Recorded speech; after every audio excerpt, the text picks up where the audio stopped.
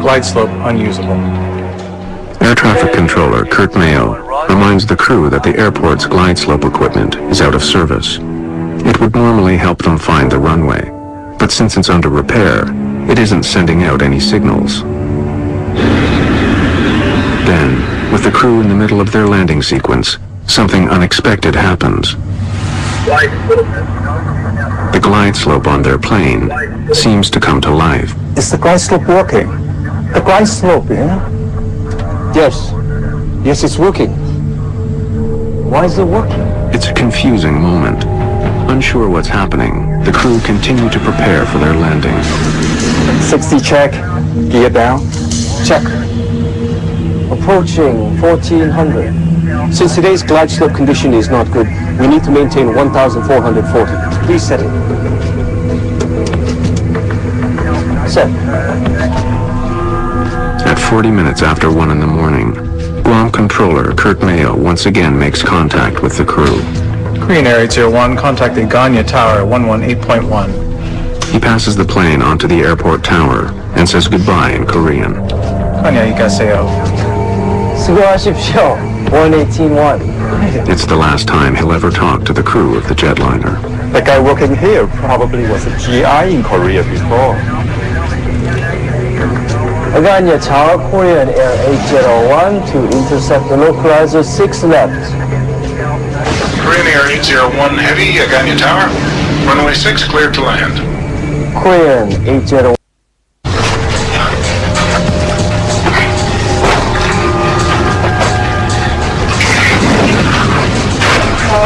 Korean Air 801 Heavy, Tower. How do you hear? Everyone in the cockpit has been killed in the crash. But airport authorities still have no idea what's happened aboard Flight 801. How do you hear? That it hasn't landed yet. Approach Ganya. Did Korean Air come back to you? No, I cleared him to land, and I don't know where he's at. he didn't land? Negative. Oh my God.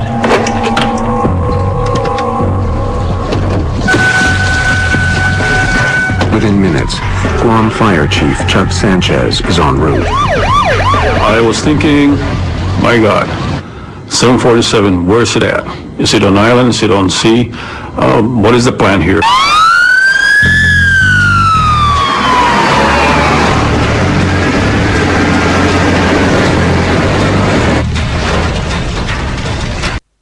Lion Air just sounded like a battlefield.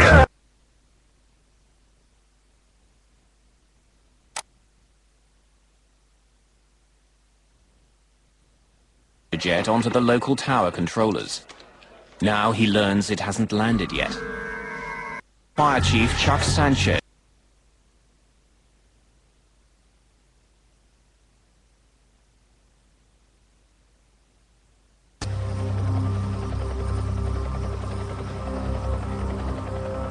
It's not until the dawn finally comes that rescue workers can see the extent of the damage.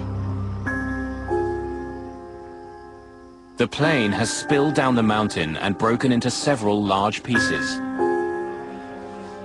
Only 26 people survived the disaster.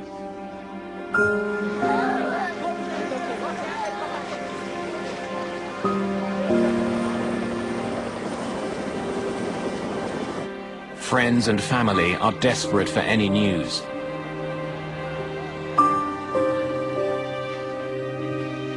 Many bodies are badly burned. Although most of the passengers are Korean, Sean Burke and his girlfriend Wendy Bunton are among a few Americans on the flight.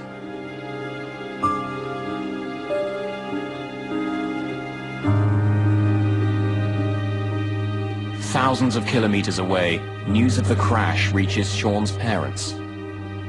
When she hears about the crash, Sean Burke's stepmother doesn't know if Sean is alive or dead.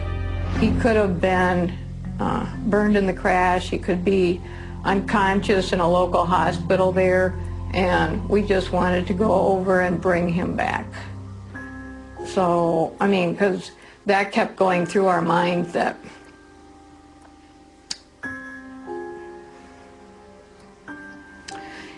he possibly could be laying on the hillside.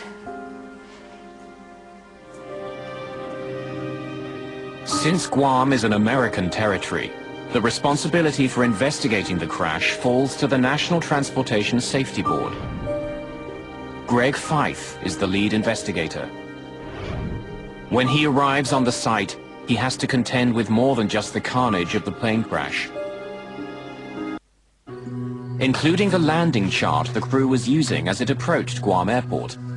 Investigators also find Captain Park's travel bag, and in it discover a small plastic pill container.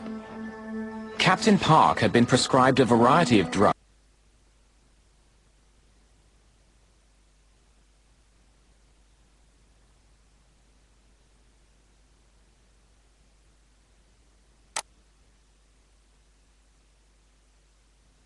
A class of drugs often used as a sedative. The pills and tissue samples from Captain Park's remains are sent for analysis. The landing chart becomes part of a growing pile of evidence. Using information from the jet's flight data recorder, investigators recreate the plane's flight path. The relatively gentle slope of its descent supports Fife's belief that the jet all but landed on the hillside. But the flight path shouldn't look like this.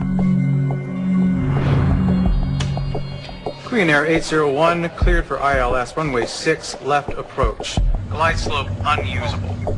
Korean 801, roger, clear for ILS runway 6 left. The crew had been told that the glide slope at the airport wasn't working. It meant that the captain had to take more manual control of his plane. It is now up to the pilot to fly an established procedure called a step down, where he starts at an altitude of, say, 2,000 feet. When he gets to a particular point located by what they call DME, or distance measuring equipment, he then starts a descent to another prescribed altitude. If the crew was following the step-down procedure, its flight path would resemble a set of stairs. But after the first step, the plane enters a long, slow descent. If you don't hit those step downs, and those altitudes are prescribed to give you terrain clearance, if you don't fly that as depicted on the approach chart, you run the risk of flying into an obstruction or high terrain. The plane in the wrong place, and to investigate the apparent confusion on the part of the crew, who thought that the glide slope was working at least part of the time. Spornheimer sends a team of investigators to Guam. They fly over the island, trying to determine whether radio signals from a nearby military base could have acted on the plane, making it seem like the glide slope was working. Glide slope receivers can respond to non-glide. An airline engineering apprentice and helicopter pilot, Small understands airplanes. I do firmly believe there are some changes that could be made to aircraft. Small believes that the way crossbars are built into aircraft seats caused one of his legs to break, but luck saved his other leg. My right leg went forward and crashed into the bar in front of the seat and broke. My left leg was saved by my carry bag stuck in my leg. For aircraft's about safety, and this is just a blatant breaking of the rules of safety as far as I'm concerned. As he continues to recover from the accident, Small is determined to prevent what had happened to him from happening to others. He decides to push for changes on how seats are made and how duty-free alcohol is stored. For NTSB investigator Greg Fife, the biggest question still remains. How did an experienced pilot, one recently honored by his company for his safety record, crash his plane 5 kilometers short of the airport?